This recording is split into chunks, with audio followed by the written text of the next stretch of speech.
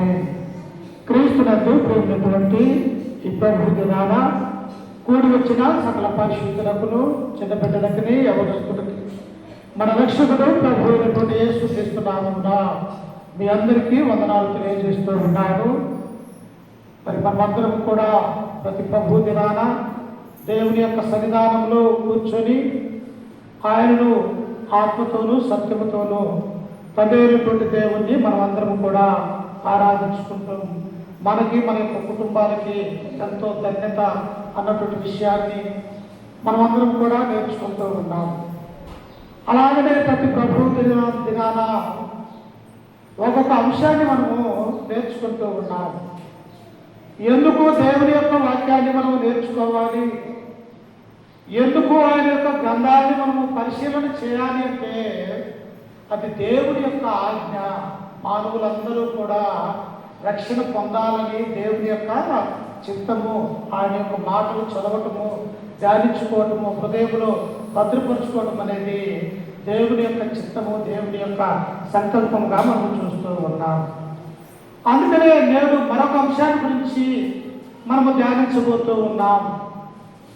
ఏంటి ఆ యొక్క అంశము పేరంటే మనుషులు పైరూపమును లక్ష్య పెట్టుదురు కానీ యెహోవా హృదయములని లక్ష్య పెట్టును. అంటే మనుషులు చేసేమో భౌతిక సంబంధమైనటువంటి రూపం మీద వారి యొక్క ఆలోచనలు, వారి యొక్క తలంపులు ఉంటాయి. కానీ దేవుడికి వేటిని లక్ష్య పెడతారంట?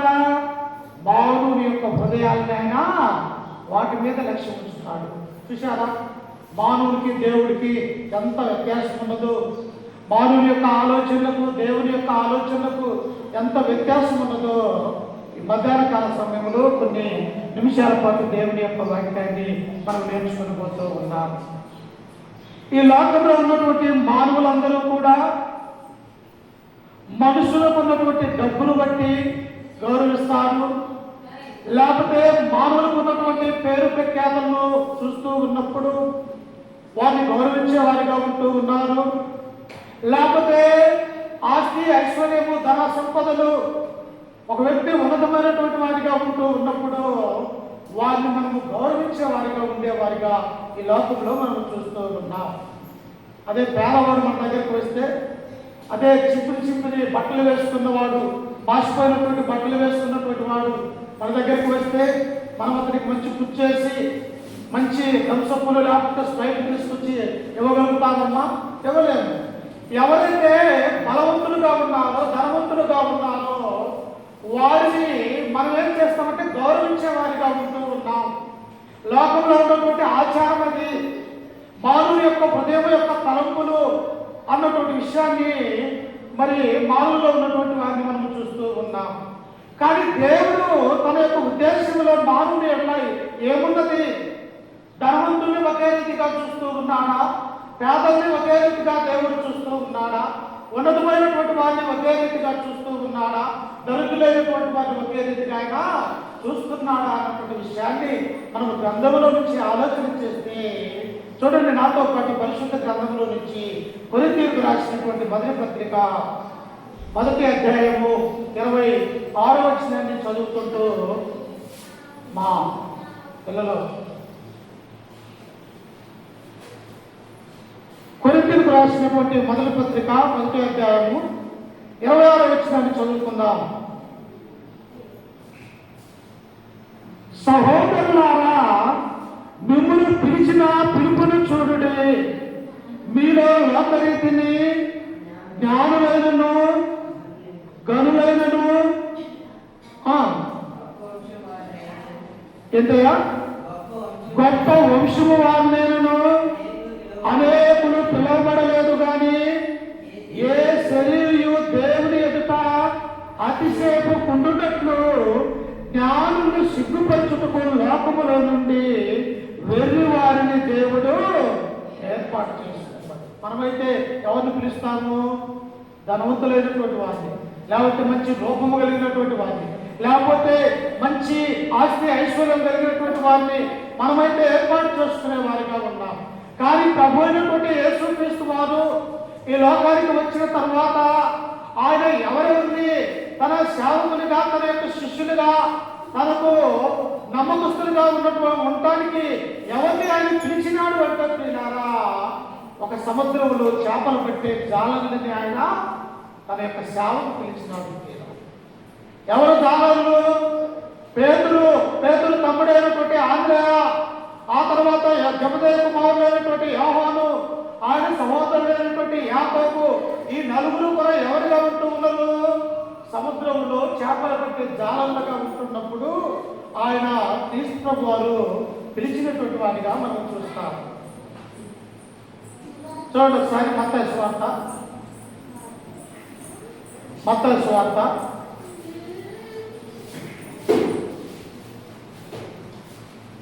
4వ అధ్యాయము 18వ వచనాన్ని మనం చదువుతున్నాం. యేసు గలిలయ సముద్ర తీరమున నడుచుతుండగా పేతురు అనబడిన సీమోను, అతని సహోదరుడైన ఆంద్రేయ అను ఇద్దరు సహోదరులు సముద్రములో వలవేట చూచెను. వారు జాలరులు. చూశారమ్మా, ఇక్కడ ఏమన్నా నా మాటలు ఉన్నాయా? దేవుడి యొక్క మాటలే ఉన్నాయి. ఎవరిని దేవుడు ఏర్పాటు చేసుకున్నాడంటే లోకములో ధనవంతులైనటువంటి వారిని తన యొక్క పరిచర్య కొరకు ఏర్పాటు చేసుకోవాలా, లేకపోతే జ్ఞానం కలిగినటువంటి వారు, ఉన్నతమైనటువంటి పేరు ప్రఖ్యాతలు కలిగినటువంటి వారిని తన యొక్క 12 మంది అపోస్తలులుగా ఆయన ఎన్నుకొనలేదు. కానీ ఎవరిని తన యొక్క పరిచర్యని భూమి గంధముల వరకు నాకు సాక్షులై ఇందురు అని ఎవరిని ఆయన ఎన్నుకున్నాడు అంటే సముద్రములో, గలిలయ సముద్రంలో ఉన్నటువంటి కపెర్నహూము పట్టణస్థులైనటువంటి ఆ నలుగురు జాలర్ని తన యొక్క పరిచర్యకి ఆయన ఎన్నుకున్నాడు. ఎవరంట వాళ్ళు? పేతురు యొక్క సహోదరుడైన ఆంద్రేయ, వారిద్దరూ కూడా జాలర్లు అన్నారు. అంతేకాదు 19వ వచనంలో ఆయన అంటాడు, ఆయన నా వెంబడి రండి, నేను మిమ్మల్ని మనుషులను పట్టు జాలరులుగా చేతున్నది వారితో చెప్పను. వెంటనే వారు తమ వలలు విడిచిపెట్టి ఆయనను వెంటనే దేవుని పిలుపుకున్నటువంటి యొక్క జాలరులు దేవుని యొక్క మాటకు లోబడి దేవునికి దేవుడు కలిగి లోక సంబంధమైనటువంటి యొక్క వ్యాపారం కంటే, లోక సంబంధమైనటువంటి యొక్క జాలర్ల వృద్ధి కంటే కూడా ఇదిగో లోకరక్షకుడైనటువంటి ప్రభువే మనల్ని తన సేవా పరిచర్య కొరకు పిలుస్తూ ఉన్నాడు అని చెప్పేసి ఈ యొక్క జాలరులుగా ఉన్నటువంటి ఇద్దరు ఎప్పుడైతే దేవుడు నా వెంబడి రండి, మిమ్మల్ని మనుషులను బట్టి జాలరులుగా చేస్తానని ఎప్పుడైతే పేతురు ఆంద్రేయతో ప్రభు అన్నాడో, వెంటనే ఏం చేశారంట? తమ వలలని వాళ్ళు వదిలిపెట్టేస్తారు. మనమైతే వదిలిపెడతామా? ఆయన ఒక్కరోజు ఈ పని చేసుకున్న తర్వాత ఇదిగో మధ్యాహ్నం దాకా పనికి వెళ్ళాను, 4 గంటల 5 గంటలు అయితే పని అయిపోతుంది, 500 తీసుకొని మరలా వస్తాను అని అంటారు. లేకపోతే ఆదివారం ప్రార్థనకు రమ్మా, లేకపోతే ప్రార్థనకు రండి అని సహోదరులు మనం పిలిచినట్లయితే వారు ఏమంటారు? అయ్యా ఈ ఆదివారం ఆరాధనకు వస్తే ఏమొస్తుంది, పనికి పోతే ఒక 1000 రూపాయలు నాకు వస్తాయి అని ఇలాంటి తప్పించుకునేటువంటి మాటలు మనం మాట్లాడేవారిగా ఉన్నాం. కానీ జాలమైనటువంటి వీళ్ళు ఏం చేశారంటే, క్రీస్తు ప్రభు ఎప్పుడైతే మీరు నా వెంబడి రండి, నేను మనుషుల పట్టును జాలలుగా చేస్తానని అన్నాడో, ఆ యొక్క పేతురు, ఆంద్రేయ, ఆ తర్వాత జబదేయ కుమారులైనటువంటి యోహాను, యాకోబు నలుగురు తమ యొక్క ఆ జాలలని పడవను వదిలివేసి క్రీస్తును వెంబడించినటువంటి వారిగా మనం చూస్తాం. అందుకని అక్కడ ఏమన్నాడు కొరింథీ పత్రికలో, ఏ మనిషి కూడా అతిశయపడకుండునట్లు జ్ఞానము సిగ్గుపరచుటకు నేను లోకంలో ఉన్న వేరు వారిని నేను ఏర్పాటు చేసుకున్నాను. చూసారా? అందుకనే మానవుడి యొక్క ఆలోచన వేరు, దేవుడి యొక్క తలంపులు వేరు. మానవుడి యొక్క ఆలోచనలు ఏం చేస్తాయి? రూపాన్ని చూస్తాయి, ధనాన్ని చూస్తాయి, ఆస్తిని చూస్తాయి, ఐశ్వర్యాన్ని చూస్తారు. కానీ దేవుడు మీకు ఏటిని కూడా ఆయన చూడడు. ధనవంతుని ఎలా చూస్తాడో పేదలైనటువంటి మనల్ని కూడా ఒకే రీతిగా చూడగలిగినటువంటి వాడు దేవుడు అన్నటువంటి విషయాన్ని మనం జ్ఞాపకం చేసుకోవాలి. అందుకనే ఒక సందర్భంలో ఆయన మానవులుగా ఉన్నటువంటి ఆలోచనలు ఎలా ఉంటాయో సమూయేలు గ్రంథము, 1 సమూయేలు గ్రంథము మనుషుల యొక్క రూపాన్ని ఎలా చూస్తారో, వారి అందాన్ని, వారి ఎత్తును, వారి బలాన్ని ఎలాగైతే మానవులు చూసి గౌరవిస్తూ ఉంటారో, అలాగనే ప్రవక్తగా ఉన్నటువంటి సమూయేలు కూడా అలాగనే మోసపోయినట్టుగా చూస్తూ ఉన్నాం. చూడండి నాతో పాటు పరిశుద్ధ గ్రంథంలో నుంచి సమూయేలు 1వ గ్రంథము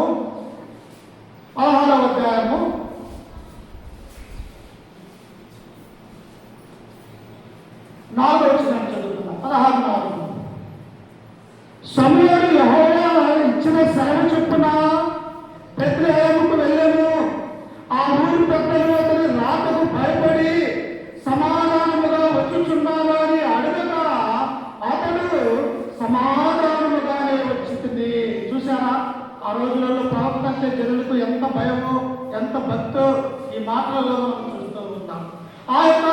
ఈ యొక్క రామాలో ఉన్నటువంటి యొక్క ప్రవక్త అయినటువంటి సమయాలు, న్యాయాధిపతిగా ఉన్నటువంటి యొక్క సమయాలు, అయ్యా ఎంతకాలం నువ్వు రాజైనటువంటి సౌలు గురించి నువ్వు ఏడుస్తావు, అతడు నా నుండి తొలగిపోయి పాపంలో పడి ఉన్నాడు, ఇదిగో ఆయన మన యొక్క ఇశ్రాయేలు యొక్క రాజుగారితో కూడా తీసివేసి ఇదిగో ఒక కొత్త రాజును ఎదుర్కోవాల్సినటువంటి సమయము ఆసన్నమైనదయ్యా, కావున నీవు నేను చెప్పే మాటల ప్రకారం నీవు యెరూషలేములో ఉన్నటువంటి బెత్లెహేముకు నీవు వెళ్ళమని చెప్పేసి సమూయేలుతో దేవుడు సెలవించాడు. అప్పుడు సమూయేలు ఎక్కడికి వెళ్తూ ఉన్నాడట? ఆ యొక్క బెత్లెహేము అనేటువంటి ఆ గ్రామానికి వెళ్ళిన తర్వాత వారు ఏమంటున్నారు, అయ్యో ప్రవక్త ఏంటి ఎక్కడో రామాలో ఉండవలసినటువంటి ఈయన ఈ మన భూగ్రామమైనటువంటి యొక్క బెత్లెహేము అనేటువంటి ఈ పట్టణానికి రావడానికి ఏంటి? దేవుని యొక్క తీర్పు ఏమన్నా మన మీద ఉంటుందా?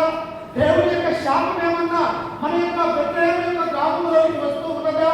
లేకపోతే దేవుని వ్యతిరేకమైనటువంటి పనులు మేమేమైనా చేసామా అని చెప్పేసి ఆ బెత్లెహేము వారు ఈ యొక్క సమయంలో ఎప్పుడైతే ఆ యొక్క ఊరి గవిని దాటి వచ్చి ఉన్నాడో వెంటనే వారు భయపడుతున్నట్టుగా మనం చూస్తూ ఉంటాం.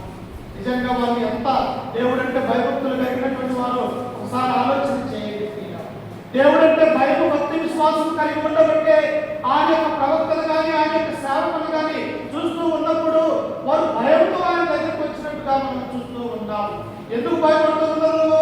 సమయాలు మానవుడే, బెత్లెహేములో ఉన్నటువంటి ఊరి పెద్దలు, గ్రామస్తులు మానవులే, కానీ ఈయన దేవుని యొక్క వాక్యాన్ని పట్టుకొని వస్తూ ఉన్నాడు కనుక, దేవుని యొక్క ధర్మశాస్త్రాన్ని కలిగి అనేకుడికి ప్రవచనాలు తెలియజేస్తూ ఉన్నాడు కనుక ఈయన దేవుని మనిషి, దేవుని ప్రవక్త, ఇతనికి మనం లోపడాలా, ఇతని మాటలు మనం గౌరవించాలా అని చెప్పేసి బెత్లెహేములో ఉన్నటువంటి ఆ గ్రామ ప్రజలు అయ్యా సమాధానంగా మా మధ్యలోకి వస్తూ ఉన్నామని సమూయేలు అడిగినప్పుడు ఆ సమూయేలు ఏమన్నాడు అక్కడ? అందుకు అతడు సమాధానముగానే చూడండి కదా వచ్చిన చూడండి ఒకసారి అదే వచ్చిన మీరు శుచీకృతులై నాతో కూడా కలిగినండి అని చెప్పి యెష్షయి అతని కుమారుణ్ణి శుచీకృతులను చేసి బలి అర్పించెను. వారు వచ్చినప్పుడు అతడు ఏలియాను చూసి నిజముగా యెహోవా అభిషేకించువాడు ఆయన ఎదుట నిలిచి ఉన్నాడని అనుకునేను. అదిగో సమూయేలు యెషయాకి ఎంతమంది కుమారులమ్మా? 8 మంది కుమారులు. ఎంతమంది? 8 మంది కుమారులు. ప్రవక్త అయినటువంటి యెషయా గ్రంథం రాసినటువంటి వ్యక్తి వేరు, ఈ యెషయా వేరు. ఈ యెషయా 8 మంది కుమారులుగా ఉంటూ ఉన్నారు. బెత్లెహేముకు వచ్చాడు సమూయేలు, అయ్యా మీ అల్లలో యెషయా కుమారులైనటువంటి వారులలో దేవుడు ఇశ్రాయేలు ప్రజలకు రాజుగా ఎన్నుకోబోతూ ఉన్నాడు కనుక మీ యొక్క కుమారులు, మీ కుటుంబ సభ్యులందరూ కూడా ఈ బలిపీఠం దగ్గరకు రండి, మిమ్మల్ని శుద్ధి చేయాలి అని చెప్పేసి ఆయన కుమారులందరూ కూడా సమూయేలు తన దగ్గరికి పిలుచుకున్నాడు. పిలుచుకున్న తర్వాత వారిలో ఒక వ్యక్తి అయినటువంటి ఒక కుమారుడైనటువంటి ఆ యొక్క యెషయా కుమారులు ఏలియాబు అనే వ్యక్తిని ఆయన చూశాడు. ఏలియాబు ఎలా ఉన్నాడంటారా? చూడండి, వారు వచ్చినప్పుడు అతడు ఏలియాబును చూసి నిజముగా యెహోవా అభిషేకించువాడు ఆయన ఎదుట నిలిచి ఉన్నాడని అనుకొనెను. 7 కుమారులు చూశాడు. 8 మంది 8వ వాడు ఎక్కడో గొర్రెల దొడ్డిలో ఉన్నాడు, గొర్రెల కాపరిగా ఉన్నాడు. ఈ 7 కుమారులలో ఏలియాబు అనేటువంటి వ్యక్తి, అతని ఎత్తు, అతని రూపము, అతని బలము ఎలా ఉన్నదంటే రాజుకు కావాల్సినటువంటి అర్హతలన్నీ కూడా ఆ ఏలియాబుకు ఉన్నట్టుగా మనం చూస్తూ ఉన్నాం. అమ్మ, ఒక మనిషిని చూస్తూ ఉంటే ఎలా ఉంటారు? మంచి శరీర ఆరోగ్యంగా ఉంటారు, మంచి అన్నం అనేది ఉంటుంది, మంచి రూపం అనేది ఉంటుంది. ఈ వ్యక్తి అవసరమైన 10 మందిని పట్టగలడు అనే ఆలోచన మనకు ఉంటుంది కదా. అలాగే ఈ సమయంలో కూడా ఏలియాబును చూసినప్పుడు అతని ఎత్తు బాగున్నది, అతని రూపం అందంగా ఉన్నాడు, అతను యుద్ధానికి నైపుణ్యం కలిగినటువంటి వాడిగా ఉన్నాడు. అంతేకాదు అతను ఆ 8 మంది కుమారులలో కూడా మంచి ఎత్తుగా కనపడేసరికి ఈ సమయంలో అనుకుంటున్నాడు, అయ్యో దేవుడే ఇతన్ని రాజుగా అభిషేకించడానికి నా ముందుకు తీసుకుని వచ్చాడేమో అని ఈ యొక్క సమయంలో ఎలియావును చూసి ఆలోచన చేస్తూ ఉంటాడు. అప్పుడు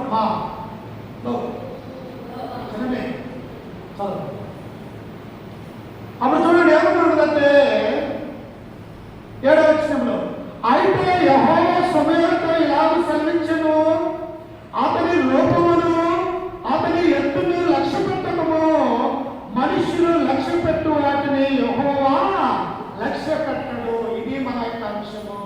ఏంటంట? సమూయేలు ప్రవక్త నేను ఎక్కడికి వెళ్ళమన్నాను? బెత్లెహేమైనటువంటి యెషయా కుటుంబం దగ్గరికి వెళ్ళమన్నాను. నీవేం చేస్తూ ఉన్నావు?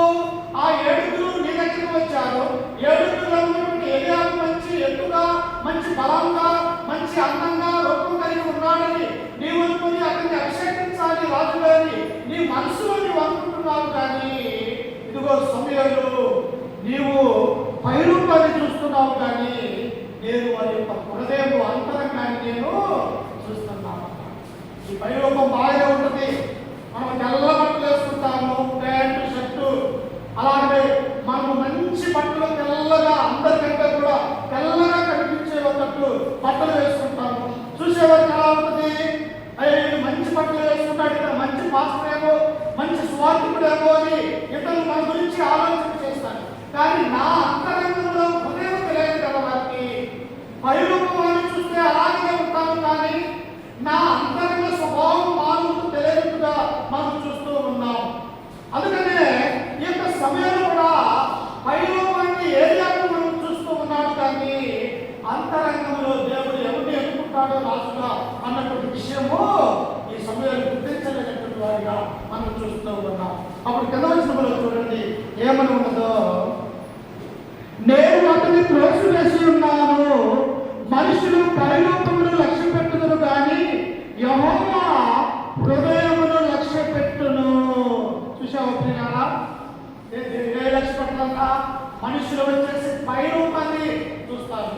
ఇదిగో ఈ రూపం, ఈయన ధర్మంతుడు, ఈయన అందగాడు, లేకపోతే బలాఢ్యుడు, ఇతడు మనకి ఏదైనా పనికొస్తారా అని మనము ఆలోచించాలి. అతన్ని గౌరవించే వారిగా ఉంటాడు.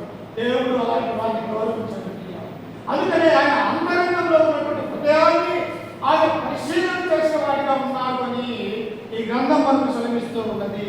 అప్పుడు ఆ యొక్క యెషయా చూడండి 8వ వచనంలో, యెషయా అబీనాదాబును పిలిచి సమూయేలు ఎదుట అతన్ని రప్పింపగా అతడు యెహోవా ఎదుట నేను కోరుకొనలేదనెను.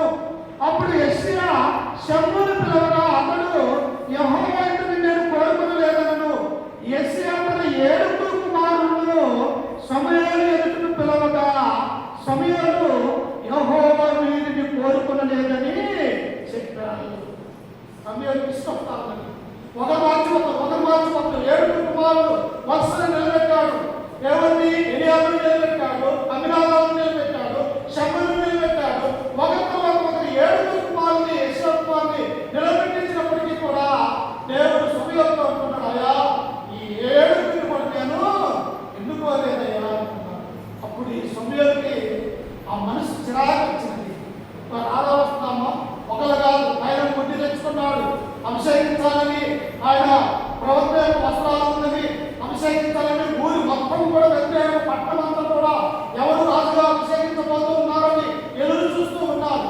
దేవుడేమో ఈ యొక్క 7 పిల్లలు ఏ ఒక్కరిని కూడా ఎన్నుకోవట్లేదు. అప్పుడు సమూయేలు చూడండి, అక్కడ 11వ వచనంలో మనం చదువుకుంటే, నీ కుమారులందరూ ఇక్కడ నున్నారా అని యెషయాను అడగగా అతడు ఇంకను కడసారి వాడున్నాడు, అయితే వాడు గొర్రెలను కాయుచున్నాడని చెప్పాను. అమ్మా, ఈ యెషయా పుట్టిన 7 కుమారులు అలాంటి వారు తెలుసా? యుద్ధంలో నైపుణ్యం కలిగినటువంటి వారు. వారి రూపు, వారి ఎత్తు అన్నీ కూడా రాజు కావాల్సినటువంటి సకల విద్యలు కలిగినటువంటి వారు ఈ యొక్క 7 కుమారులు. అప్పుడు సమూయేలు అంటున్నాడు, అయ్యా యెషయా, నీకు 7 కుమారులు ఉన్నారా, లేకపోతే ఎవరైనా ఉన్నారా, తెలియజెప్పు నాకు అని ఆ యొక్క యెషయాని సమూయేలు అడిగినప్పుడు ఆ యొక్క యెషయా ఏమన్నాడు తెలుసా?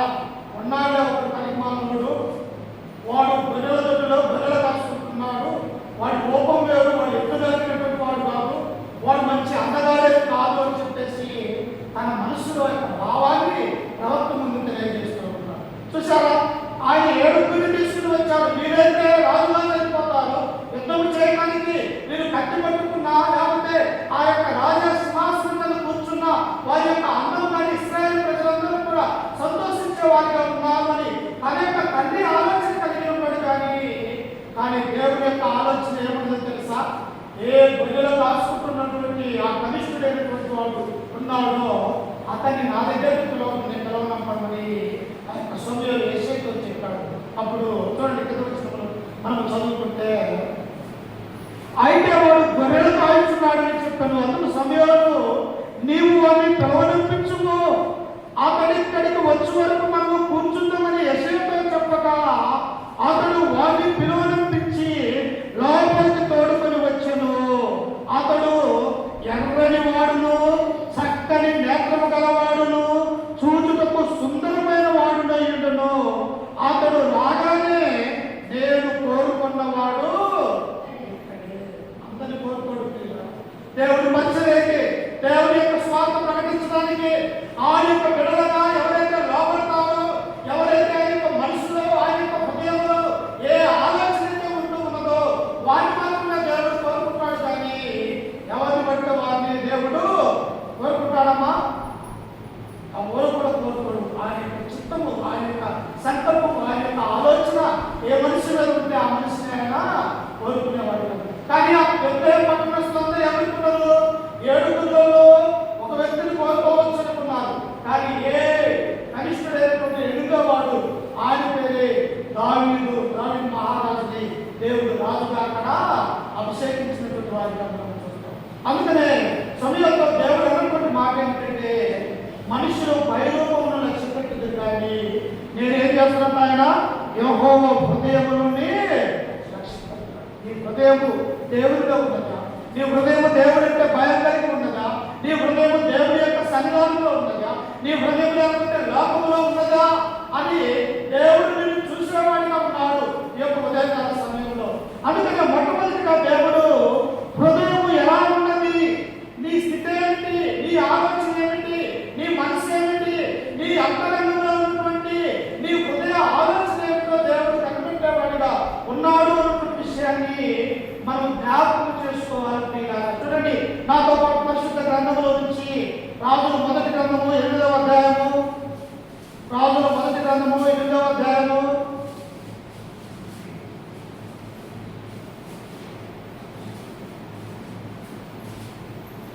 38వ వచనాన్ని చదువుకుందాం. 8:38. ఇశ్రాయేలీయుల నుండి జనులలో ప్రతి మనిషి తను తన మనోవ్యాధిని తెలుసుకుని కదా, ఒక్కడైనను జనులందరినైనను ఈ మందిరము తట్టు తమ చేతులు చాపి ప్రార్థన విన్నపములు చేసిన పక్షమున ప్రతి మనిషి యొక్క హృదయములో నీ వెలుగుదవు కనుక. అమ్మా, దేవుడికి తెలుసా నీ నా హృదయము? ఇక్కడ అంటున్నాడు, సొలొమోను దేవాలయం కట్టించి, అయ్యా ఈ దేవాలయం సుందరమైనటువంటి బంగారమైనటువంటి దేవాలయాన్ని నీవు నివసించడానికి నేను కట్టించినానయ్యా. ఇదిగో ఈ మందిరంలోనికి జనులందరూ కూడా వచ్చి నీకు మొరపెట్టినప్పుడు, నీకు ప్రార్థన చేసినప్పుడు వారి అంతరంగంలో ఉన్నటువంటి హృదయ ఆలోచనని నీవు ఎరిగి వారికి ఏది కావాలో అది నీవు దయచేయాలని సొలొమోను ఒక మందిరంలో కూర్చొని ప్రార్థన చేస్తున్నప్పుడు ఆ సొలొమోను ఏమన్నాడో తెలుసా? ప్రతి మనిషి యొక్క హృదయం నీవు ఎరుగుదువు కనుక నీవు ఆకాశమును నీ నివాస స్థలము ముందు విని క్షమించి దయచేసి ఎవరి ప్రవర్తనను బట్టి వారికి ప్రతిఫలం ఇచ్చి ఏం చేస్తుందా? అంతరంగంలో పరిశోధించు వాడైనా యెహోవా దేవుడు నీవు మందిరంలో ఉన్నా, ఇంట్లో ఉన్నా, లేకపోతే ఎక్కడికైనా వెళ్ళినా కానీ, లేకపోతే పని వెళ్ళినా, నువ్వు ఎక్కడ ఉన్నా కానీ నీ హృదయాన్ని దేవుడు పరిశీలన చేసేవాడు ఉన్నాడు కనుక నువ్వు జాగ్రత్తగా ఉండాలని దేవుడు కోరుకుంటూ ఉన్నాడు. మనం ఏమనుకుంటాము? నా హృదయాన్ని చూస్తారా, నా యొక్క పై రూపాన్నే కదా, నా యొక్క నేను చేసే పై వేస్తానే కదా నీవు నేను అనుకోవచ్చు. కాదు, నీ వేస్తాను కదా, లేకపోతే సత్యంగా జీవిస్తూ ఉన్నావా, దేవుడి యొక్క కుమార్తెగా ఉన్నావా, లేకపోతే దేవుడి యొక్క కుమారుడుగా దేవుడి యొక్క నీతి న్యాయం కలిగి జీవిస్తూ ఉన్నావా, లేకపోతే నీ యొక్క హృదయంలో అంతరంగంలో అన్యాయంగా జీవిస్తూ ఉన్నావు అనేది యెహోవా ఆకాశం అనే నివాస స్థలం నుండి నీ అంతరంగంలో ఉన్నటువంటి హృదయాన్ని దేవుడు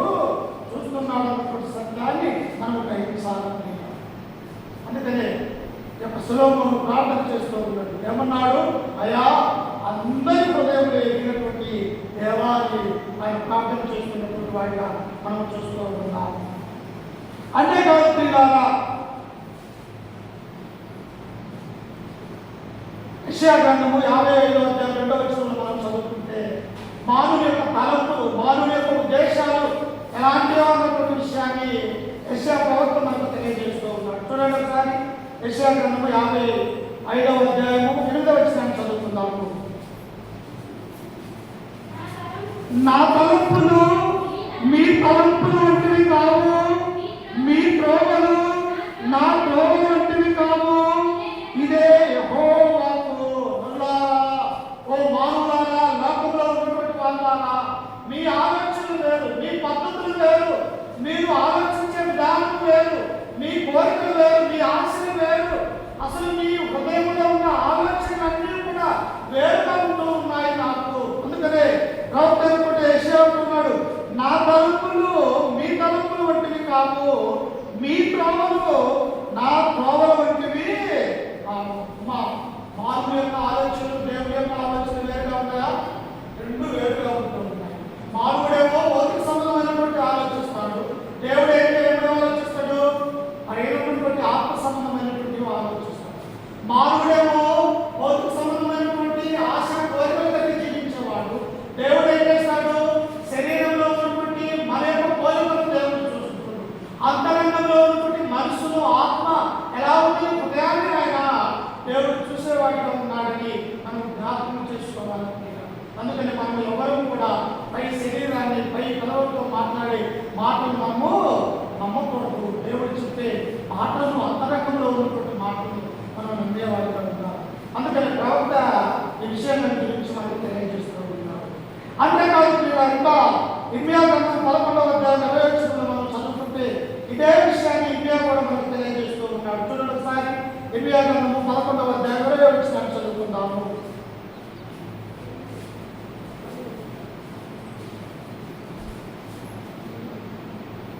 పద్దెనిమిది నుంచి ఒకసారి చదువుకున్నాం. చూడండి 18.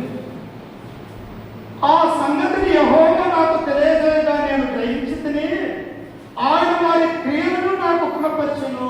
ఎవరైనా ప్రవక్త ఏంటంటే ఇర్మియా. ఈయన గురించి బైబిల్ ఏమన్నదో తెలుసా? ఈయన కన్నీటి ప్రవక్త. ఉదయం లేచిన దగ్గర నుంచి సాయంత్రం వరకు ఒకటే ఏడ్చేవాడిగా ఉంటున్నాడు. ఈయన తన ప్రజలు ఎక్కడ మొదలు దేశానికి వెళ్ళిపోతారేమో, ఆరాధన యెరూషలేములో జరగకుండా మారుకుంటూ ఉన్నదేమో, ఆ మొదలు ప్రారంభమైనటువంటి నెబుకద్నెజరుని హింసించి ఎక్కడ చంపుతారేమో అన్నటువంటి ఆలోచన కలిగి మీ హృదయాలు, మీ మనసును మార్చుకోరండి. ఇదిగో బబులోను రాజు చేతికి మిమ్మల్ని అప్పగించబోతూ ఉన్నాడు కనుక మీరు వారికి లోబడి వారికి దాసులుగా రమ్మనమని ఆయన యెహోవా మాట ద్వారా సెలవిస్తూ ఉంటే ఆ ఊరి వారైనటువంటి వారు ఇర్మియా మీద పగబెట్టిపోయారు. ఎవరంతా? యెరూషలేములో ఉన్నటువంటి నివాసులు. అప్పుడు ఆ మాట్లాడుతూ ఉన్నారు. చూడండి, ఆయన 19వ వచనంలో, అయితే నేను వలకు తేబడుచున్న సాధువైన గొర్రెపిల్ల వంటిని, మనము చెట్టును దాని ఫలమును నశింపచేయము రండి, వాడి పేరు ఇతను జ్ఞాపకము చేయబడకపోవునట్లు బ్రతుకు వారిలో నుండకుండా వాటి నిర్మూలము చేయము రండిని, వారు నా మీద చేసిన దురాలోచనలను నేను ఎరుగకుంటుని. చూశారా? ఇర్మియా ప్రవక్త ఆలోచిస్తూ ఉంటాడు. ఇర్మియా, నువ్వేమో దేవుడి యొక్క వాక్యాన్ని ఆరాధనతో గ్రామ ప్రజలకు తెలియజేస్తూ ఉన్నావు. నీ సొంత జనులు, నీ సొంత పట్టణమైనటువంటి ఆరాధన గ్రామంలో నీవు దేవుడి యొక్క మాటలు తెలియజేస్తూ ఉన్నావు. కానీ నీ మీద నీ ప్రజలైనటువంటి వారు ఎలాంటి దురాలోచన కలిగి ఉన్నారో వారి యొక్క హృదయాలు నీవు ఒకసారి తెలియజెప్పేనా అని ప్రభువు యెహోవా ఇర్మియాతో అన్నప్పుడు, అయ్యా నాకు తెలియజెప్పు, వారి అంతరంగంలో ఉన్నటువంటి భావము ఏంటో నాకు తెలియజెప్పమని ఇర్మియా దేవుడిని అడిగినప్పుడు వారు ఎలా ఉన్నారంట? ఆరాధన ప్రజలు ఇర్మియా గురించి ఏమంటున్నారంట? వాడి పేరు, వాడి వాక్యం అనేది ఇక్కడే ఉండకూడదు, వాడు అసలు వాక్యం అనేది చెప్పకూడదు మన యొక్క గ్రామంలో, వాడిని అవసరమైతే చంపుదాము అన్నటువంటి ఆలోచన అనే గ్రామంలో చేస్తున్నట్టుగా మనం చూస్తున్నాం. నిజంగా క్రీస్తు ప్రభు అని కూడా అలాగనే చేశారు కదా. ఆయన మాట ఎత్తితే చాలా ఆయన పట్టడానికి చూశారు. ఆయన దేవాలయానికి వెళ్ళి ధర్మశాస్త్రంలో ఉన్నటువంటి ప్రవక్తల గ్రంథాల లేఖనాన్ని ఆయన బోధించి ఇది ఇక్కడ నెరవేరిందంటే చాలు ఎంతనే ఆయన పడి ఆయన చెప్పడానికి చూసేవారు. అంటే మానవుని యొక్క హృదయాలు ఎంత భయంకరంగా ఉన్నాయో ఒకసారి ఆలోచించి ఇక్కడ ఇండియా మీద కూడా ఎలా ఉండాలట, వాని పేరు భూమి మీద ఉండకుండా వాడిని చంపుదాము, తొడిచి వెళ్తాము. అంతేకాదు ఇంకా ఏమంటూ ఉన్నారంట చూడండి, వారి పేరు ఇకను జ్ఞాపకం చేయకపోయినట్లు బ్రతుకువారు ఉండకుండా వారిని నిర్మూలన చేయడం రండి. వారు నా మీద చేసిన దురాలోచనలు నేను ఎరుగుకుంటుని. అయ్యా, నేను పొద్దున్నేసి వాక్యాన్ని చెబుతూ ఉన్నాను, ఏమన్నా మాల మనసు పొందుతలేమో, వారు మీ యొక్క మాటలు వింటారేమని నేను ప్రకటిస్తున్నాను. కానీ వారు నన్ను చంపడానికి వచ్చి ఉన్నారన్నటువంటి ఆ సంగతి నేను ఎరగలేకపోయాను. అమ్మా, అర్థమైందా? నా హృదయంలో ఉన్నటువంటి దురాలోచన మీకు అర్థమైందా? మీ హృదయంలో ఉన్నటువంటి ఏం ఆలోచిస్తూ ఉన్నారు నేను తెలుసుకునే వారిగా ఉన్నానా? ఉండే ఆలోచనలు ఎవరికి కూడా అర్థం కాదు. ఎవరికి అర్థమైంది? మనల్ని ఈ లోకంలో నిర్మించినటువంటి సృష్టించిన సృష్టికర్తకి మన యొక్క హృదయము అంతరంగ స్వభావం. అప్పుడు ఆ కథ అంటున్నాడు చూడండి, నీతిని బట్టి తీర్పు తీర్చుచు హృదయ ఆంతరంగములను శోధించువాడు సైన్యములు కటిపదేపు యెహోవాయే. ఎవరన్నా ఏమంటూ ఉన్నాడు అక్కడ? నీతిని బట్టి తీర్పు తీర్చుచు హృదయ ఆంతరంగములను పరిశోధించువాడు సైన్యముల కటిపదేపు యెహోవా. మనుషులు పైకి బాగానే ఉంటారు, హృదయంలో ఏముంటుంది? చెడుతనం. మనుషులు పైకి బాగానే ఉంటారు, కానీ వారి ఆలోచనలు ఏముంటాయి? మనం ఎక్కడ చెడిపోవాలో అని వారు కోరుకునే వారిగా ఈనాడు మానవులు. ఇర్మియా ప్రవక్తకు అదే జరిగినది. ఆ రోజుల్లో అయినటువంటి ఆ గ్రామంలో ఆయన స్వార్థ ప్రకటన చేస్తూ ఉన్నప్పుడు వీడి పేరు అసలు మనకు కనిపించకూడదు, వీడి మాట మనం వినకూడదు, వీడిని చంపుదాము అన్నటువంటి ఆలోచన కలిగి ఒక లోతైనటువంటి బావిలో ఇర్మియాను పడదోసినట్టుగా మనం చూసారా? అక్కడేసారంట భయంకరమైనటువంటి లోతైనటువంటి బావిలో ఆయన పైనుంచి తప్పితే కింద ఒక పూట్లో కూడకపోయినటువంటి వాడిగా ఇర్మియా జీవితాన్ని మనం చూస్తాం. అందుకని ఆయన గురించి ఏమంటే ఇర్మియా కన్నీటి ప్రవక్త, విలపించు ప్రవక్త అని ఆయన గురించి గ్రంథం రాయబడింది. అందుకనే అంతరంగంలో ఉన్నటువంటి హృదయాన్ని దేవుడు పరిశోధించే వాడిగా ఉంటూ ఉన్నాడు. అంతేకాదు అదే ఇర్మియా గ్రంథం 17వ అధ్యాయము 9-10 వచనాలలో ఏమన్నది ఒకసారి చూడండి. ఇర్మియా గ్రంథము 17వ అధ్యాయం 10-9-10 వచనాలు. హృదయము అన్నిటికంటే మోసకరమైనది, అది ఘోరమైన వ్యాధి గలది, దాన్ని గ్రహింపగలవాడు ఎవడు కాదు. అలాంటిదట ఈ హృదయము మానవులలో నివసించే అంతరంగంలో ఉన్నటువంటి హృదయము, వారి యొక్క తలంపు ఎలాంటిదన్నా? హృదయము అన్నిటికంటే, శరీరంలో ఉన్నటువంటి అవయవాలన్నిటికంటే, శరీరంలో ఉన్నటువంటి ఆత్మ కంటే, మనస్సు కంటే హృదయం అనేది చెడ్డది అన్నటువంటి విషయాన్ని దేవుడు ఇక్కడ సెలవిస్తూ ఉన్నాడు. ఎలాంటిదన్నా? ఈ అవయవాలలో అన్నిటికంటే కూడా, లేకపోతే మనలో ఉన్నటువంటి ఆ యొక్క ఆత్మ కంటే, మనస్సు కంటే కూడా హృదయం ఎలాంటిదన్నా? చెడ్డది అన్నటువంటి మాటని ఇక్కడ అదే గ్రంథకర్త ఇర్మియా ద్వారా దేవుడు మాట్లాడుతూ ఉన్నాడు. అంతేకాదు కింద వచనంలో ఏమంటున్నాడు? ఒకరి ప్రవర్తనను బట్టి వారి క్రియల పరమ చెప్పున ప్రతీకారము చేయటము యెహోవాను నేను హృదయమును పరిశోధించు వాడను, ఆంతరంగములను పరీక్షించు వాడు. నీకు ఎవరికి అర్థం కాదు మానవుల యొక్క హృదయం. మానవుల యొక్క హృదయం అయితే యేసుక్రీస్తు వారిని శిలువ మరణానికి అప్పగిస్తారమ్మా. నీతిమంతుడు, పరిశుద్ధుడు, లోకానికి రాజు, ప్రభువు, ఈ లోకంలో దేవుని యొక్క కుమారుడు, మానవాన్ని రక్షించడానికి వచ్చిన యేసుక్రీస్తు వారిని యూదా ప్రజలు, ఇశ్రాయేలు ప్రజలు ఏమన్నారు? ఈయన మాకు అక్కర్లేదు, ఈయన శిలువకు అప్పగించండి, ఇదిగో దొంగ అయినటువంటి బరబ్బను విడుదల చేయమని ఆనాడు పిలాతు దగ్గర కొన్ని వేల మంది కేకలు వేసి ఒక బండి కూడా దొంగలు కావాలనుకున్నారు. కానీ నీతిమంతుడైనటువంటి ప్రభువుని ఏం చేశారంట? ధృవీకరించినట్టుగా మనం చూస్తాం. అంటే మానవుని యొక్క హృదయ అంతరంగ ఆలోచన ఎలా ఉన్నది? వాడు దొంగోడైనా పర్వాలేదు, కానీ ఇదిగో నీతి వాక్యాలు వాడు బోధించకూడదు. ఇతడు దొంగ పనులు చేసి హత్యలు చేసినా పర్వాలేదు, కానీ ఇదిగో నీతివంతుడైన ఈ యేసు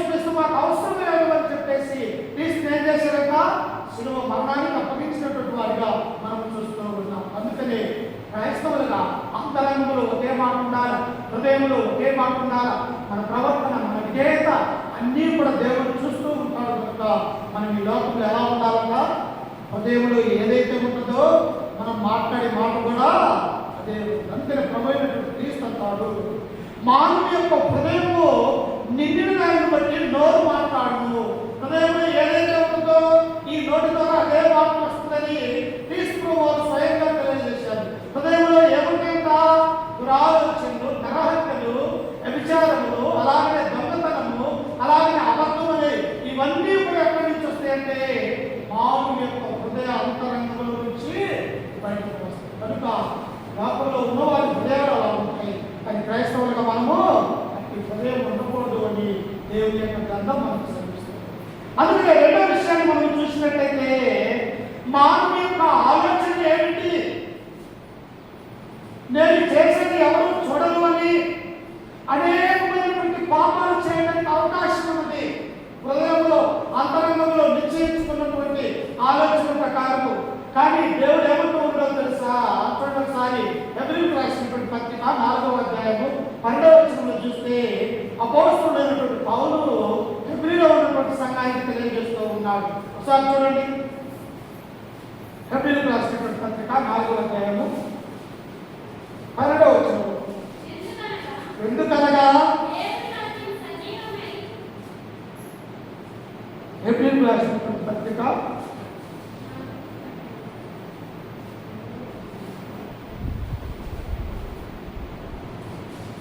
3:12 సహోదరులారా, జీవము గల దేవుని విడిచిపోవునట్టి విశ్వాసము లేని దుష్ట హృదయము మీలో ఎవరి యందైనను ఒకవేళ ఉండునేమో అని జాగ్రత్తగా చూసుకోండి. క్రైస్తవులు చెప్తున్నటువంటి మాట.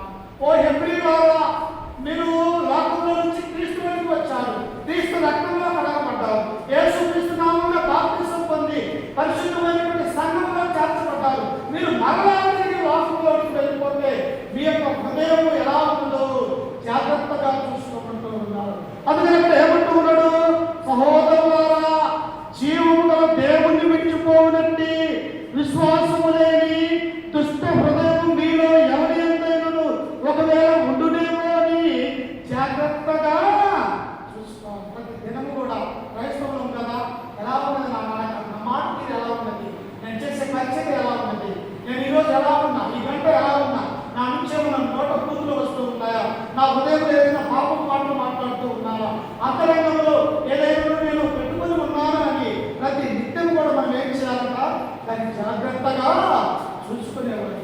జాగ్రత్తగా అంటే ఒకవేళ మనం దుష్ట హృదయం కలిగి దేవుడి నుండి తొలగిపోతే నరకానికి పోవలసినటువంటి వారమై ఉంటూ ఉన్నాం. అందుకని ఇక్కడ ఏమంటున్నాడు దేవుడు? పదే పదే జాగ్రత్త, మీరు జాగ్రత్త. అందుకని ఏమంటున్నాడు? ప్రతి విషయంలో మనం జాగ్రత్తగా మెలకుగా ఈ లోకంలో క్రైస్తవులుగా ఉండాలని దేవుడు కోరుకుంటూ ఉన్నాడు. అంతేకాదు ప్రియులారా, ఆయన ఏం కోరుకుంటూ ఉన్నాడో తెలుసా? తన ఎడల యథార్థ హృదయగల వారిని బలపరుచుటకై యెహోవా కనుదృష్టి లోకమంతటా సంచారం చేస్తూ ఉన్నది. ఎవరు నీతిమంతులుగా ఉంటారు, ఎవరు పరిశుద్ధులుగా ఉంటారు, ఎవరు నా యొక్క కుమారులుగా ఉంటారు, ఎవరు నా యొక్క కుమార్తెలుగా ఈ లోకంలో జీవిస్తారని ఈ యొక్క దేవుడు ఏం చేస్తూ ఉన్నాడట? తన యొక్క హృదయం అంతా కూడా మానవులుగా మనం చూస్తూ ఉన్నాం. ఆ విషయం ఎక్కడ ఉంది? ఒకసారి చూడండి, దినవృత్తాంతంలో 2వ గ్రంథము, దినవృత్తాంతంలో 2వ గ్రంథము 16వ అధ్యాయము 9వ వచనాన్ని చదువుకుందాం. చూడండి ఒకసారి, 16:9. తన ఎడల యథార్థ హృదయం గల వారిని బలపరచుటకై. అందుకు చూసారా? ఏ హృదయం ఉండకూడదంటే క్రైస్తవులకి దుష్ట హృదయం ఉండకూడదు, అంతరంగంలో అనేకమైనటువంటి స్వభావాలు ఉండకూడదు. ఏ హృదయం ఉండాలని క్రైస్తవులకు దేవుడు కోరుకుంటూ ఉన్నాడంట. అందుకు అక్కడ అంటూ ఉన్నాడు, తన ఎడల యథార్థ హృదయం గల వారిని. అంటే నీ మాట అవునంటే అవును, కాదంటే దేవుడు ఏదైనా చెప్తారమ్మా. యేసుక్రీస్తు అదే కదా చెప్పేది, ఇదిగో ఇక నుంచి నేను నా శిష్యులా అని పిలువబడాలంటే నీ మాట అవునంటే అవును, కాదంటే కాదు, అలాగే ఉండాలి. కానీ అబద్ధం ఆడలేదు నీ నోట కాకూడదు అన్నటువంటి విషయాన్ని కూడా ప్రభు మనకు సమర్పించారు. అందుకని దేవుడు ఉన్నాడు, తన ఎడల యథార్థ హృదయం గల వారిని బలపరుచుకుంటే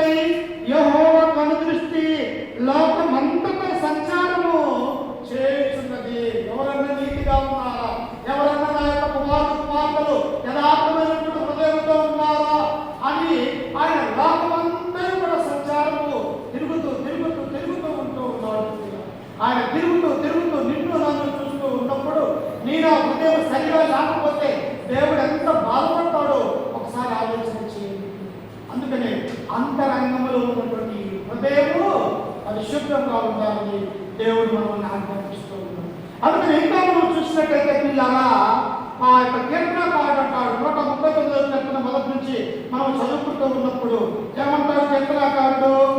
చూడండి ఒకసారి.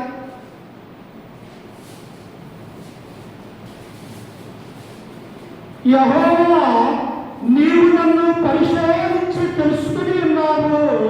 దాని మహారాజు అంటూ ఉన్నాడు. మనం ఏమనుకుంటాము? మనము హృదయంలో ఆలోచన చేసేది ఎవరికి తెలియదులే, ఎవరు చూడట్లేదులే అని మనం అనుకుంటూ ఉన్నాం. కానీ ఇక్కడ దావీదు మహారాజు ఏమంటున్నాడు? యెహోవా, నీవు నన్ను పరిశోధించి తెలుసుకుని ఉన్నావు. నేను కూర్చుంటుట, నేను లేచుట నీకు తెలియదు. నాకు తలంపు పుట్టక మునిపే నీవు నా మనస్సు గ్రహించుచున్నావు. ఎవరు మనసు ఎలాంటిదో, ఎవరు ఎలా ఉన్నారు, ఆదివారం వస్తే ఎవరు మందిరానికి వచ్చారు, ఎవరు రాలేదు, ఎవరు లోకంలో తిరుగుతున్నారు, ఎవరు బయట ఉన్నారు, ఎవరు దేవుడి యొక్క సన్నిధిలో ఆత్మతోను సత్యంతోను ఎవరు దేవుడిని ఆరాధిస్తున్నారని దేవుడు ఏం చేస్తూ ఉన్నంత మానవుని యొక్క మనస్సును ఆయన పరిశీలన చేస్తూ ఉన్నాడు. నువ్వు ఒక కూరగాయల దగ్గరికి పోతే ఏది పుచ్చిపోయిన కూరగాయో, ఏది మంచి కూరగాయో నువ్వు వెతుకులాడుతూ ఎలాగైతే మంచి కూరగాయలు నువ్వు ఏర్పాటు చేసుకుంటావో దేవుడు కూడా ఏం చేస్తాడంటే ఎవరు మంచి హృదయం కలిగి ఉన్నారు వారిని తన దగ్గరికి పిలుచుకునేవాడిగా ఉన్నారు. ఎవరు దుష్ట హృదయం, చెడ్డ హృదయం కలిగి ఈ లోకంలో నామకార్థమైన క్రైస్తవులుగా ఉంటున్నారు వారిని దేవుడు ఏం చేస్తుంటా వారిని రకానికి అప్పచెప్పేవాడిగా దేవుడు ఉంటున్నారు.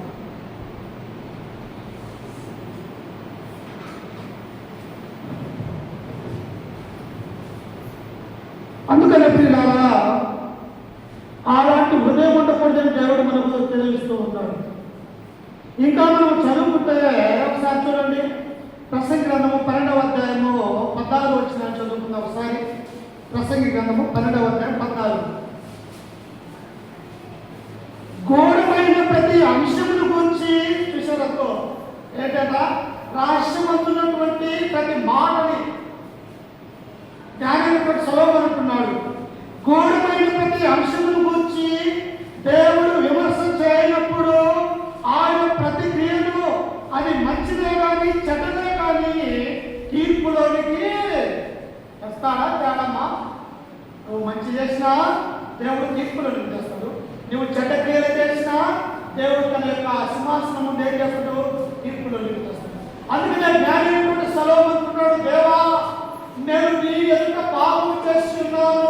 నా ఎవరి కాలంలో నీ మాట కనుక రాజుగా ఉన్నప్పటికీ కూడా వివాహ బాంధవ్యంతో నేను అనేటువంటి భార్యను చేసుకొని నీ ఎదుట నేను పాపం చేస్తున్నాను కనుక ఇక నుంచి నేను మారు మనసు కలిగి నీ యొక్క సేవకుడిగా, నీ యొక్క దాసుడిగా ఈ లోకంలో బ్రతుకుతాను అని సొలొమోను తన యొక్క జీవితాన్ని మార్చుకొని ఆయన చివరిగా పలుకుతున్నటువంటి మాటలు తీరాలి. ఏంటంట? గూఢమైన ప్రతి అంశముల గురించి అంటే రహస్యం అన్నటువంటి ప్రతి మాటలు కూడా ఆయన ఏం చేస్తారంట? అది మంచిదే కానీ చెడ్డదే కానీ తీర్పులోనికి తెస్తారన్నటువంటి సత్యాన్ని మనం గ్రహించాలి. అందుకనే రెండవదిగా దుష్ట హృదయం అనేది మనలో ఉండకూడదు అని మనం జ్ఞాపకం చేసుకోవాలి. మూడవదిగా చూసినట్లయితే దేవుడు మానవుల నుండి ఏం కోరుకుంటూ ఉన్నాడు, ఎలాంటి హృదయాన్ని కోరుకుంటూ ఉన్నాడంటే పవిత్రమైనటువంటి హృదయాన్ని దేవుడు ఏ హృదయం అంట? పవిత్రమైన పరిశుద్ధమైనటువంటి హృదయాన్ని దేవుడు కోరుకుంటూ ఉన్నాడు. ఎక్కడ ఉంది ఆ మాట? మత్తయి సువార్త 5వ అధ్యాయము 8వ వచనాన్ని చదువుకుంటే ప్రభు స్వయంగా తెలియజేసినటువంటి మాట చూడండి. అదో హృదయ శుద్ధి గల వారు ధన్యులు, వారు దేవుణ్ణి చూస్తారు. ఎవరు చూస్తారమ్మా దేవుణ్ణి? పాపం చూస్తారా? అనీతిమంతులు చూస్తారా? దేవుణ్ణి ఎరగనటువంటి వారు చూస్తారా? దేవుడిని చూడాలంటే పరిశుద్ధమైనటువంటి జీవితం ఉండాలి, విశ్వాసం కలిగినటువంటి జీవితం ఉండాలి, దేవుని భయభక్తులు కలిగినటువంటి జీవితం ఉండాలి. దేవుని ఆ పరిశుద్ధిని మనం చూడాలంటే ఈ కళ్ళు మనకు సరిపోవు, ఏకులు కావాలా? మన యొక్క అంతరంగంలో హృదయంలో ఉన్నటువంటి ఆ కళ్ళు మాత్రమే ఆయన చూడగలరు. ఆ కళ్ళు చూడాలంటే మనం ఏం చేయాలా? మన యొక్క జీవితాన్ని పరిశుద్ధమైనటువంటి జీవితం కలిగి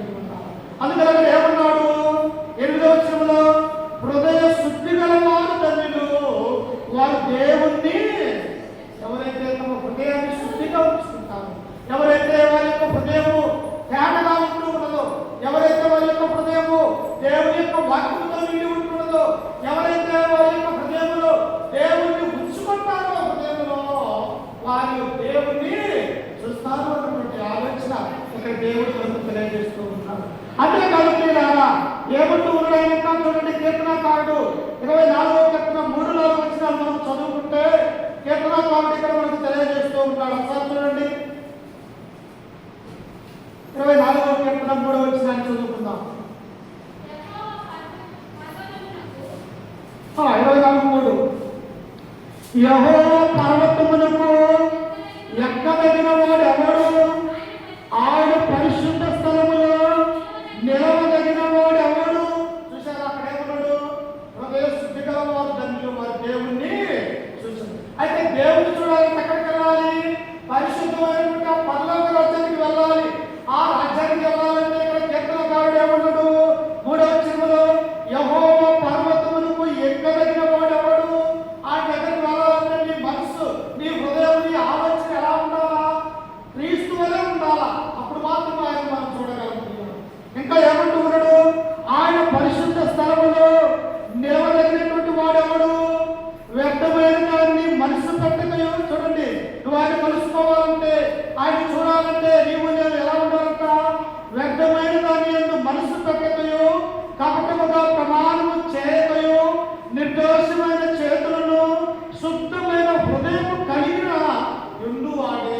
హృదయం కావాలంట శుద్ధమైనటువంటి హృదయం.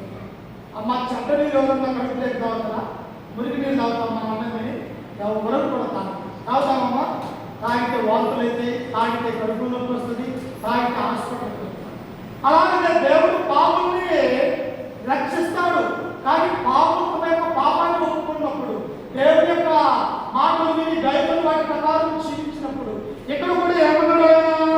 ఇదిగో ఆయన నిర్దోషమైన చేతులను, అంటే దోషం ఉండకూడదు నీలో, నీ మాటలు, నీ ప్రవర్తనలో, నీ యొక్క ఆలోచనలో, నువ్వు చేసే పనులలో దోషం అనేది దేవుడికి కారణం.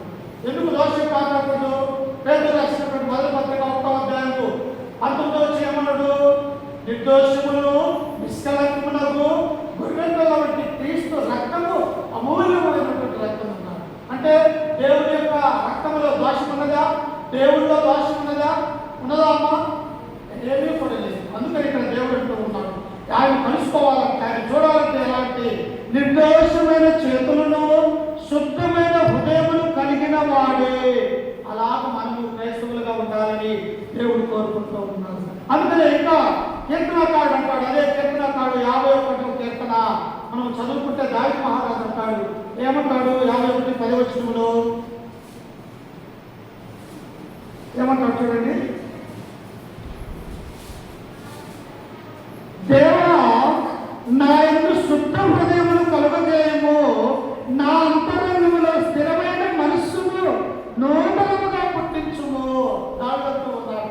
దావీదు మహారాజు లాంటి ఆయన పెద్దల విషయంలో పాపం చేసి ఎంతో వేదనను పాలము అనుభవించి తనకు ఒక వేదన కుమారుడు, ఆ కుమారుడిని దేవుడు ముక్తివేసి ఆ తర్వాత తన మనసు, తన హృదయాన్ని మార్చుకొని ఆయన ఏమంటూ ఉన్నాడో తెలుసా? దేవా నా అంతరంగములో, నాలో ఎలా ఉండాలంట?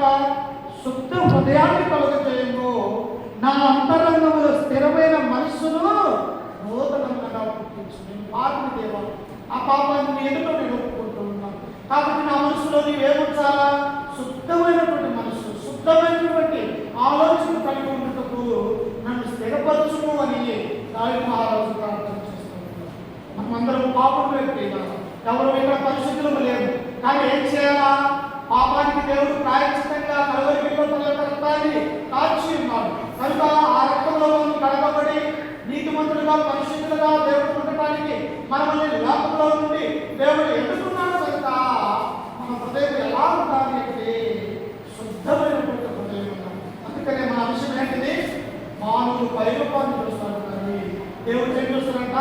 అంతరంగంలో ఉన్నటువంటి రూపాన్ని, ఆయన హృదయాన్ని లక్ష్య పెట్టేవాడు. సమయంలో ఎవరు చూశాడు?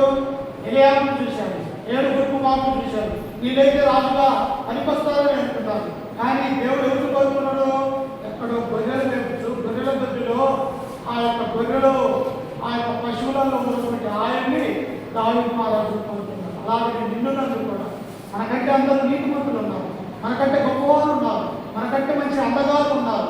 కానీ మనల్ని దేవుడు మన యొక్క కుమారుడుగా కుమార్తెలుగా తన సంఘంలో చేర్చుకునే గొప్ప భాగ్యాన్ని దేవుడు మనకు కలుగజేస్తున్నాడు. కనుక ప్రియులారా, మనం ఏం చూడకూడదంట, మనుషుల యొక్క పైరూపాన్ని మనం చూడకూడదు, అంతరంగంలో ఉన్నటువంటి ఆ స్వభావాన్ని మనము చూడాలి. అంతరంగంలో ఎలా ఉండాలంటే మనము మంచి ఆలోచనలు, పరిశుద్ధమైనటువంటి జీవితము, దృష్టిలో కలిగినటువంటి ఆ అంతరంగం ఉండకుండా మంచి హృదయాన్ని కలిగి ఉండాలని దేవుడు కోరుకుంటున్నాడు. అందుకని పిల్లారా, ఈ యొక్క అంశాన్ని గురించి మనం నేర్చుకుంటూ ఉన్నాం.